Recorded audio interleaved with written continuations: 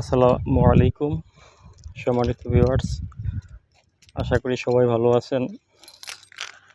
তো সম্মানিত ভিউয়ার্স, আপনারা দেখতে পাচ্ছেন যে আমি একটি রাস্তায় হাঁটতেছি।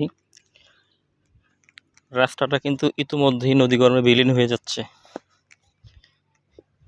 ইতিমধ্যেই রাস্তাটা নদীগর্ভে বিলীন হয়ে যেতেছে। ভয়ালগ্রাসী মেঘনার সেই নদীর স্রোতে রাস্তাটা দেখুন একেবারেই ভেঙে গেছে। গত এক সপ্তাহ আগেও রাস্তাটা খুব সুন্দর ছিল, মোটরসাইকেল, গাড়ি ইত্যাদি চলাচল করতে পারছে, কিন্তু এখন মানুষ হাঁটার মতো কোনো ব্যবস্থা নেই।